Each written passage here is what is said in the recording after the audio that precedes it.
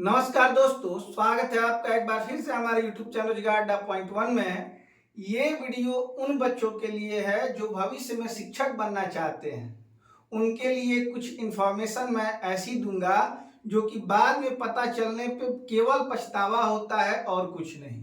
ये वीडियो खास तौर पे उन बच्चों के लिए है जो कि इंटीरियर इलाका में रहते हैं और बीए करते हैं, जहाँ पे बहुत सारी सुविधाएं नहीं होती। बच्चे आईएससी करने के बाद बीए करने लगते हैं। उन बच्चों के लिए ये सूचना है। आपको पता नहीं होता कि आपने क्या चयन किया है। जैसे कि आपके अगल बगल के बच्चे करते हैं, आप भी वही काम कर लेते हैं। इसका शिकार मैं भी हो चुका हूँ। इसलिए मैं चाहता हूँ कि आगे कोई भी बच्चा मतलब गाइडेंस के अभाव में अपने रास्ते से न भटके। अगर आप शिक्षक बनना चाहते हैं तो लास्ट तक ये वीडियो जरूर देखिएगा। ये आपके लिए अत्यंत उपयोगी साबित होगी।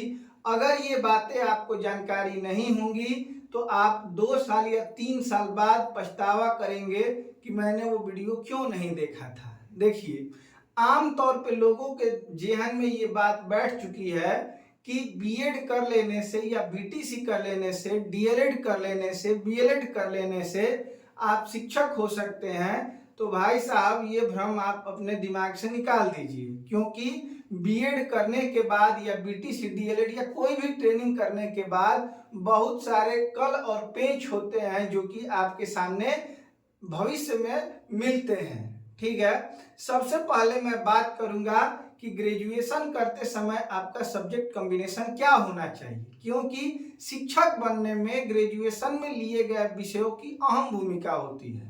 मैं गांव के उन बच्चों के लिए वीडियो बना रहा हूं जो कि आईएससी करने के बाद बीए कर लेते हैं और उन्हें ये भी जानकारी नहीं होती है कि कौन सा विषय चुनना चाहिए और कौन सा विषय नहीं चुनना चाहिए। बहुत लोग प्राचीन इतिहास के साथ पढ़ते हैं। प्राचीन इतिहास भाई साहब कोई विषय था नहीं 2023 से पहले। प्राचीन इतिहास के आधार पर भर्ती होने वाले शिक्षकों को बाहर कर दिया गया था भर्ती से। ये बात आपको जान के अत्यंत हैरानी होगी। और कारण क्या बताया गया था कि प्राचीन इतिहास कोई विषय नहीं, यह तो इतिहास का एक पार्ट है।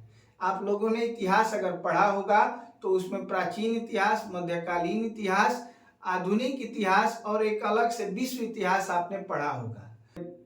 प्राचीन इतिहास को संपूर्ण विषय न मान के इतिहास का केवल अंग माना गया है, जिससे आपका सब्जेक्ट कॉम्बिनेशन क्या होगा, प्रभावित होगा। ठीक है, तो ऐसी ही सूचनाओं के बारे में जानते हैं कौन कौन से विषय आपके ग्रेजुएशन में होने चाहिए, ताकि भविष्य में शिक्षक बनने की जो लालसा है आपकी, जो आपने लक्ष्य सेट किया है, उसको आप कंप्लीट और अचीव कर सकें। ठीक है, स्पेशली मैं बीएड करने वालों के विषय में बात करूंगा, क्योंकि कॉम्बिनेशन की बात बीएड वालों के लिए ही है, बीटीसी या डीएलएड या बीएलएड करने वालों के लिए नहीं है। ठीक, आपने हाल ही में बीपीएससी के द्वारा कई भर्तियां देखी, टीआरई 1, टीआरई 2 और टीआरई 3।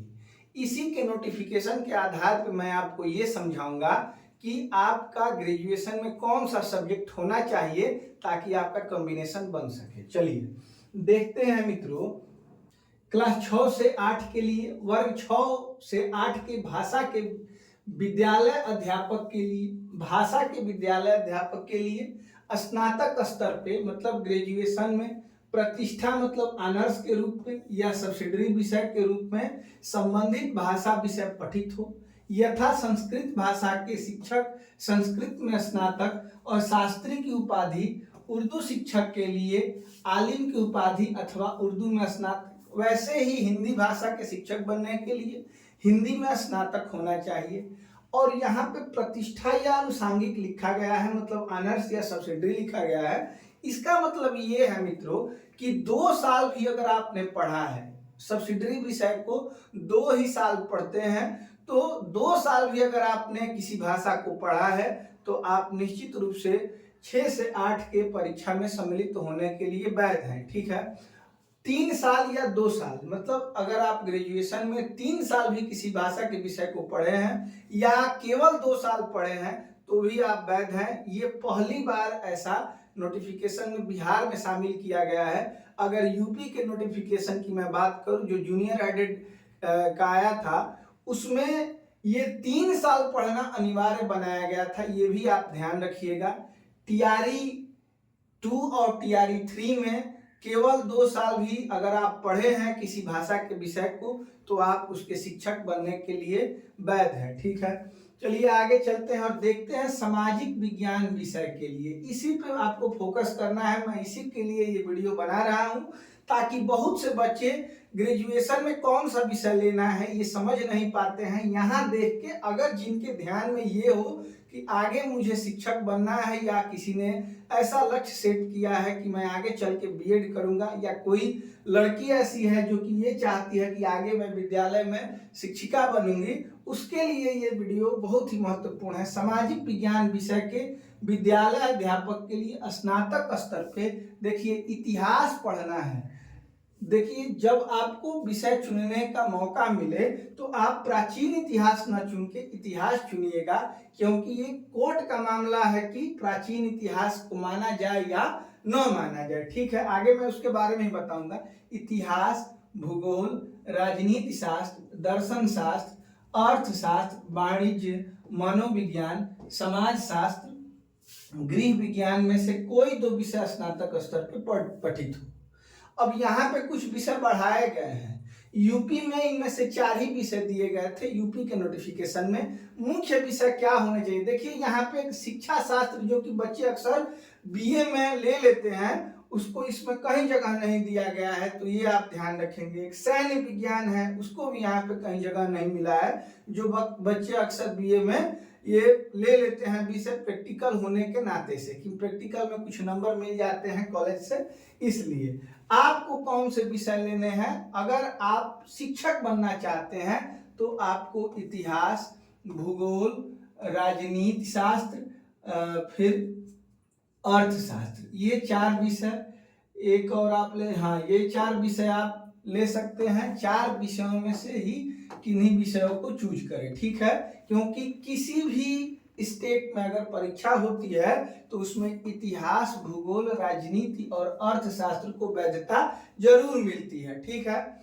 आपको कौन सा विषय चूज नहीं करना है, तो देखिए पहली बार ये समाज शास्त्र को स्थान मिला है, हो सकता है कि आगे की परीक्षाओं में इसे हटा दिया जाए। शिक्षा शास्त्र को नहीं चुनना है, सैन्य विज्ञान को नहीं चुनना है। ऐसे जो विषय जो इसमें नहीं दिख रहे हैं, अगर आप शिक्षक बनना चाहते हैं तो उन विषयों का ग्रेजुएशन में चयन न करें, ठीक है।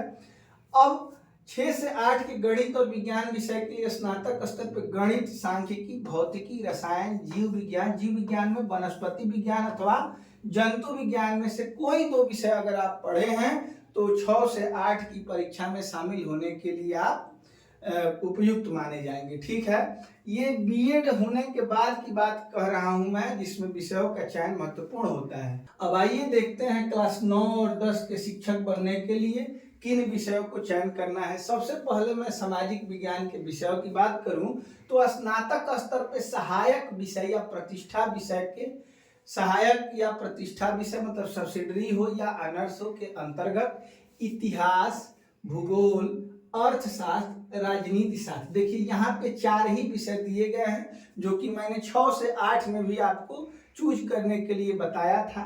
यहाँ पे वही 4 विषय दिए गए हैं, में से किसी 2 में उत्तीर्ण हो, जिनमें अनिवार्य रूप से एक विषय इतिहास या भूगोल अवश्य होना चाहिए।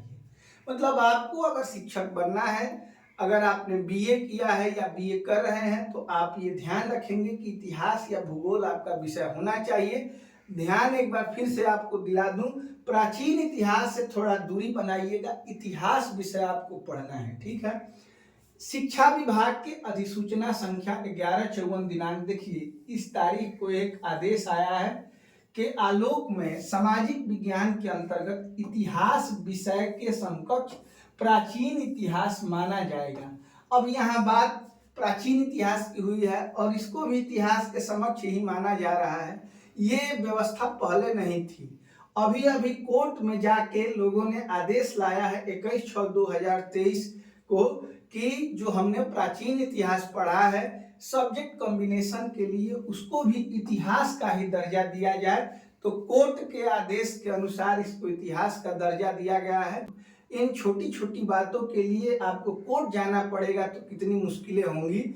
ये बच्चे जो हैं ये बीपीएससी में सेलेक्ट होने के बाद ये बाहर निकाले गए थे, फिर इन्होंने कोर्ट में अपील किया तो इनको ये राहत मिली। प्राचीन इतिहास को भी इतिहास के समकक्ष ही मान्यता मिलेगी। तो अब तो प्राचीन इतिहास को स्थान मिल गया है, लेकिन आप अगर नए सिरे से पढ़ रहे हैं, ग्रेजुएशन कर रहे हैं और विषय चुनने की बात आएगी तो आप प्राचीन इतिहास मत चुनिएगा। हो सकता है कि उत्तर प्रदेश या किसी अन्य परीक्षा में इसको मान्यता न मिले। भाषा से संबंधित विषय, माध्यमिक विद्यालय अध्यापक के पद हेतु भाषा से संबंधित विषयों में संबंधित भाषा में स्नातक स्तर पे प्रतिष्ठा। ध्यान रखिएगा इस बात को, 2 साल भी पढ़े हो अगर आप भाषा को तो भी आप इसमें बैठने के लिए वैध हैं, ठीक है। प्रतिष्ठा हो या अनुषांगिक मतलब सब्सिडियरी विषय के रूप में पठित हो। तो ये कहने का मतलब आप समझिएगा कि अनुषांगिक विषय 2 ही वर्ष पढ़े जाते हैं, जबकि प्रतिष्ठा के विषय जो ऑनर्स विषय होते हैं वो 3 साल पढ़े जाते हैं। यहाँ सामाजिक विज्ञान की अगर बात करें तो आप एक इतिहास या भूगोल में से विषय रखेंगे। अगर आपने ये गलती कर दिया है, अगर आप उस अवस्था में पहुंच चुके हैं कि आपने ग्रेजुएशन कर लिया है और मेरा ये वीडियो आज आपको मिल रहा है, तो आप क्या करेंगे, आपको निराश नहीं होना है।